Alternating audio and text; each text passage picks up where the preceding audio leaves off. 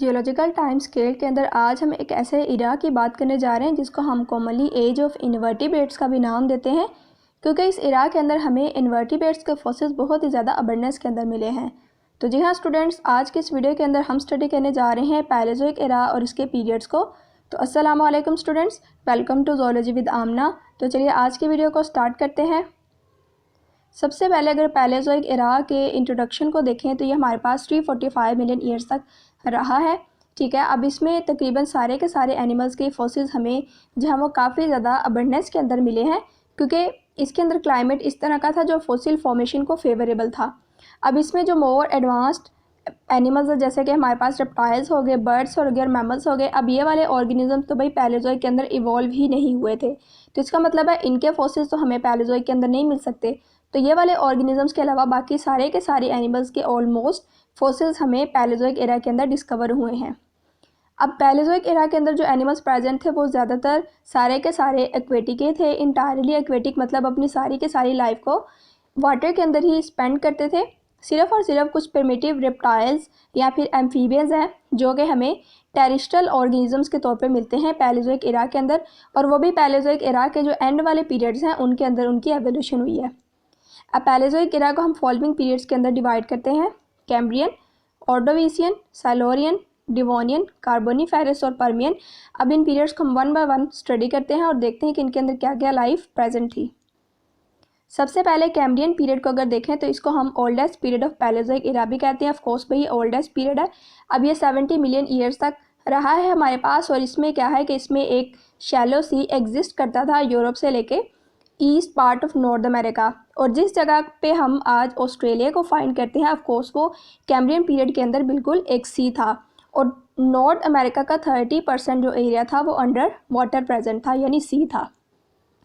अब Cambrian period का जो क्लाइमेट है उसको हम वैसे तो नहीं बता सकते कि वो किस तरह का था, लेकिन जो लाइमस्टोन है उसके जो डिपॉजिट्स हैं, इसके अलावा टिपिकल मैरीन ऑर्गेनिजम्स हमें ये सजेस्ट करते हैं कि जो क्लाइमेट था वो तकरीबन वार्म माइल्ड क्लाइमेट था कैम्ब्रियन पीरियड के अंदर। अब कैम्ब्रियन पीरियड के अंदर हमारे पास लाइफ की जो थी वो एवोल्यूशन बहुत ज़्यादा हुई। हमें इतनी ज़्यादा वैरायटी इन्वर्टिब्रेट्स की देखने को मिले कि हम बाज़ औक़ात कैम्ब्रियन पीरियड को कैम्ब्रियन एक्सप्लोजन का भी नाम देते हैं, क्योंकि इसमें लाइफ एक तरह से बिल्कुल एक्सप्लोड हो गई। अब ये हमारे पास, अब अगर हम कैम्ब्रियन लाइफ को देखें तो जो लार्ज ओशंस है वो सीवीड्स और इन्वर्टिब्रेट्स से फिल थे। जैसे कि अब इन्वर्टिब्रेट्स में हमारे पास आ जाते हैं ट्राइलोबाइट्स। अब जैसे आप इस डायग्राम के अंदर देख भी सकते हैं, ब्रैकियोपोड्स, स्नेल्स, पेलिसिपोड्स, कोरल्स, स्फेलोपोड्स, स्पंजीज, एकाइनोडर्म्स और एनिलीड्स। अब ट्राइलोबाइट्स और जो ब्रैकियोपोड्स थे वही ज़्यादातर अबंडेंट ऑर्गेनिजम्स थे, और इस पीरियड को गोल्डन एज ऑफ ट्राइलोबाइट्स का भी हम नाम देते हैं। अब ट्राइलोबाइट्स के ऑलमोस्ट 600 जेनरा जो थे वो प्रेजेंट थे, और ट्राइलोबाइट्स और ब्रैकियोपोड्स अगर दोनों को मिला के देखें तो हमारे पास जितने भी फॉसिल्स डिस्कवर हुए हैं उनमें ऑलमोस्ट 80 to 90% जो फॉसिल्स है वो सिर्फ और सिर्फ ट्राइलोबाइट्स और ब्रैकियोपोड्स के ही हैं हमारे पास। ओके जी, नेक्स्ट हमारे पास पीरियड है ऑर्डोविशियन पीरियड। अब ऑर्डोविशियन पीरियड में क्या है कि इसमें जो कॉन्टिनेंट्स है वो भी वाटर से जो है वो ज़्यादा से ज़्यादा कवर होना स्टार्ट हो गए, और जैसे हम कैम्ब्रियन में देख रहे थे कि कैम्ब्रियन में 30% नॉर्थ अमेरिका जो था वो अंडर वाटर था। अब ऑर्डोविशियन के अंदर क्या है कि 70% ऑफ द नॉर्थ अमेरिका जो था वो अंडर वाटर था। अब ऑर्डोविशियन के अंदर क्या हुआ है कि जाइंट सेफेलोपोड्स की एवोल्यूशन हुई है। अब ये साइज़ में थे ऑलमोस्ट 5 to 7 मीटर लॉन्ग और 1 मीटर इन डायमीटर। अब ये ट्राइलोबाइट्स और ब्रैकियोपोड्स तो ऑफ कोर्स प्रेजेंट थे ही ऑर्डोविशियन के अंदर। अब भाई जाहिर सी बात है उन्होंने कैम्ब्रियन से आगे भी जाना है, ये तो नहीं कि वो कैम्ब्रियन गुजरा और ये जो है ये एक्सटिंक्ट हो गए, ये एक्सटिंक्ट नहीं हुए, बल्कि ये भी प्रेजेंट है। इसके अलावा जाइंट स्फेलोपोड्स की भी एवोल्यूशन हुई है ऑर्डोविशियन के अंदर। इसके अलावा ऑर्डोविशियन के अंदर हमें फर्स्ट वर्टिब्रेट्स के भी फॉसिल्स देखने को मिलते हैं। इनको हम ओस्ट्रैकोडर्म्स का नाम देते हैं, इनको हम वैसे प्रिमिटिव फिशेस भी बोल सकते हैं। अब ये जो ओस्ट्रैकोडर्म्स थे ये स्मॉल जॉलेस फिशेस थी, ये आर्मर्ड थी, मतलब इनकी जो पूरी बॉडी थी वो बोन से या बोनी स्केलेटन से या फिर आर्मर्ड प्लेट से कवर्ड थी, और ये बॉटम डिवेलिंग फिशेस थी, मतलब ये बॉटम वाले एरिया के अंदर रहती थी, और इनमें पेयर्ड फिन्स भी प्रेजेंट नहीं थे। अब इनके जो आर्मर्ड प्लेट्स हैं वैसे इनको हम खैर बोनी प्लेट्स तो नहीं कह सकते, ये जो इनकी आर्मर्ड प्लेट्स हैं इनको हम थॉट किया जाता है कि ये एक कार्निवोरस प्रीडेटर के खिलाफ डिफेंस का काम करती थी। अब ये जो प्रीडेटर, इसको हम नाम देते हैं यूरोप्टेरिड्स का। अब ये जो यूरोप्टेरिड्स था ये भी फ्रेश वाटर के अंदर ही रहता था, इसको हम वाटर स्कॉर्पियन का भी नाम दे सकते हैं। अब ऑफ कोर्स ये जो वाटर स्कॉर्पियन या भी यूरोप्टेरिड है ये इन ओस्ट्राकोडर्म्स के ऊपर फीड करता था, और ओस्ट्राकोडर्म्स की ये जो आर्मर्ड प्लेट्स थी यही इसके ख़िलाफ़, इस कार्निवोरस प्रीडेटर के ख़िलाफ़ एक डिफेंस का काम करती थी। जैसे आप इस डायग्राम के अंदर ऑर्डोवीशियन लाइफ को देख भी सकते हैं, ये हमारे पास है जी जाइंट स्फेलोपोड। वैसे तो ऑफ कोर्स ये एक ड्राइंग ही है।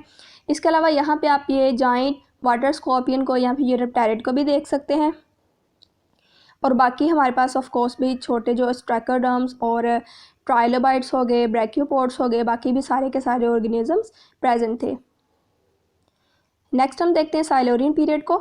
अब साइलोरियन पीरियड में क्या हुआ है कि इसमें भी जो यूरोप, नॉर्थ अमेरिका, इंडिया और पाकिस्तान का काफ़ी ज़्यादा एरिया जो था वो अंडर वाटर था, वाटर के अंदर सबमर्ज था, और ये मेडिटेरेनियन सी की फॉर्मेशन होती थी। यानी इन एरिया के अंदर जो सी बना हुआ था उसको हम मेडिटेरेनियन सी का नाम देते हैं।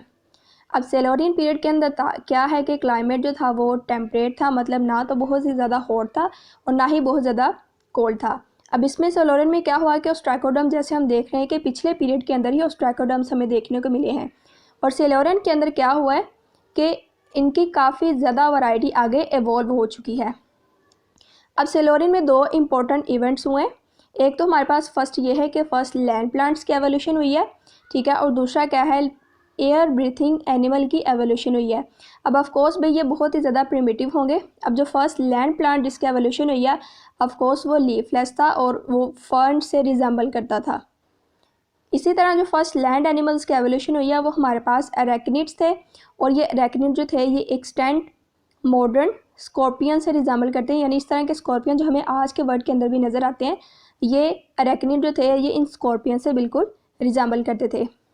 अब यहाँ पे इंटरेस्टिंग बात ये है कि सेलोरियन पीरियड के अंदर ही हमारे पास जो है फर्स्ट लैंड प्लांट्स और फर्स्ट लैंड एनिमल की एवोल्यूशन हो रही है। क्यों, पहले क्यों नहीं हो रही?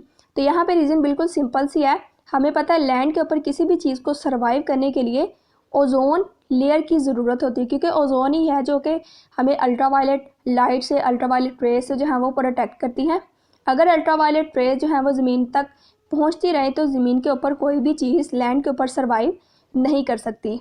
तो इसका मतलब है ओजोन लेयर की जो फॉर्मेशन है वो सेलोरियन पीरियड से पहले नहीं हुई थी। इसी वजह से सेलोरियन पीरियड से पहले हमें कोई भी लैंड लाइफ या फिर टेरेस्ट्रियल लाइफ के फॉसिल्स हमें डिस्कवर नहीं हुए। तो जैसे आप इस डायग्राम के अंदर भी कुछ सेलोरियन लाइफ को देख सकते हैं। ये हमारे पास है ओस्ट्राकोडर्म्स, जिनके आप यहाँ पे काफ़ी ज़्यादा वैरायटी को देख सकते हैं।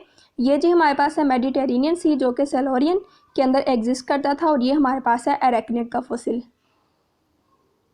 नेक्स्ट हम देखते हैं डिवोनियन पीरियड को।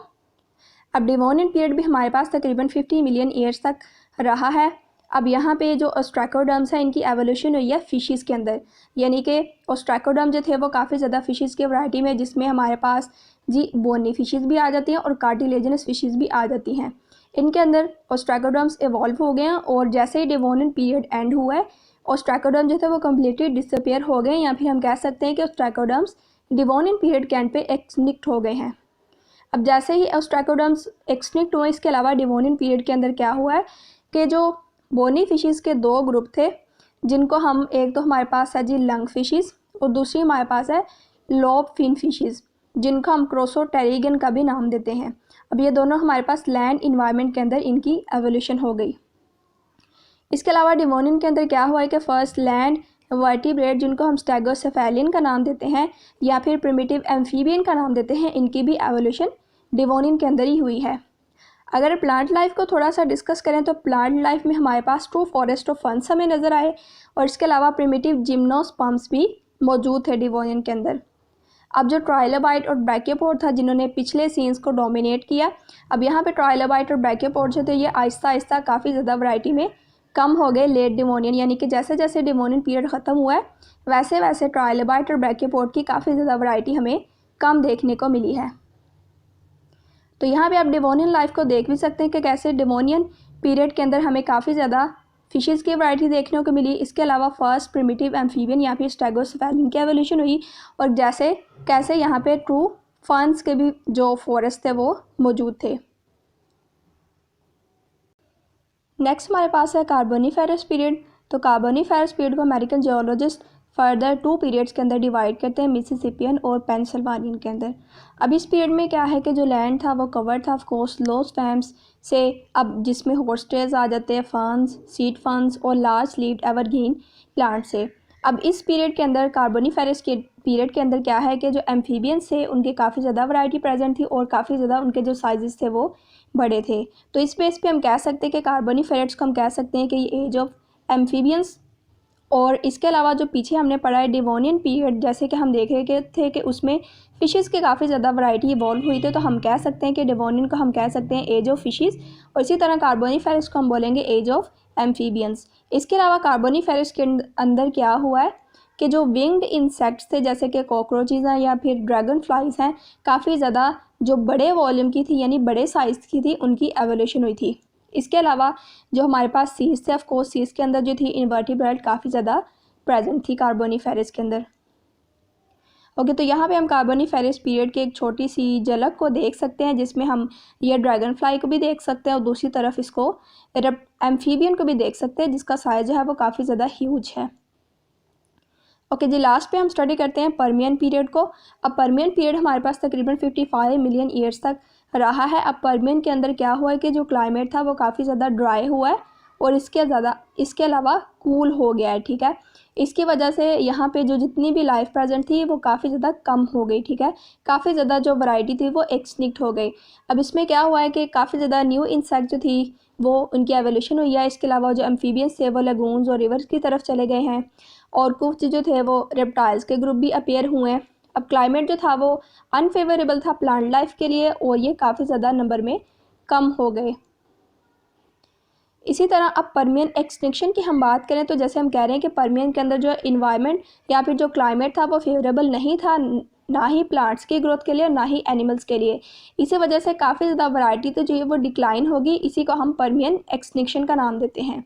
अब क्योंकि क्लाइमेट भी चेंज हुआ है, इसके अलावा टोपोग्राफी यानी अर्थ का जो लेवल है उसमें भी चेंजिंग आई है, कई माउंटेन्स जो है वो न्यू बने हैं, ठीक है। तो इसी वजह से काफ़ी ज़्यादा स्पीशीज़ जो थी वो डाई कर गई।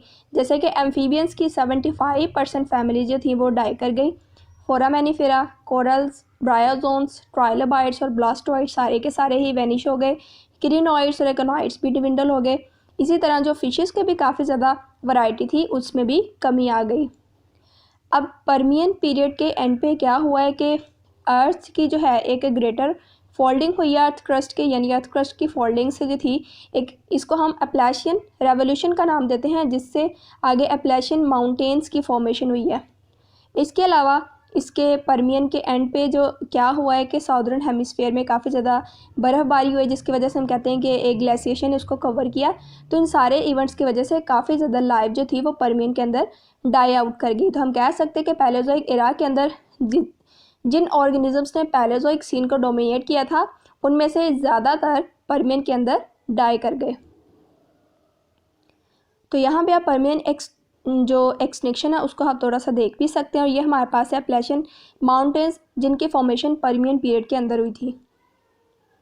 तो स्टूडेंट्स, यदि आज की वीडियो अगर आपके इसमें से कोई क्वेश्चन है, कन्फ्यूजन है, तो आप मुझे कमेंट के अंदर पूछ सकते हैं। अगर आपको वीडियो अच्छी लगी तो मज़ीद इन्फॉर्मेटिव वीडियोज़ के लिए चैनल को सब्सक्राइब करें। नेक्स्ट वीडियो तक के लिए अल्लाह हाफिज़।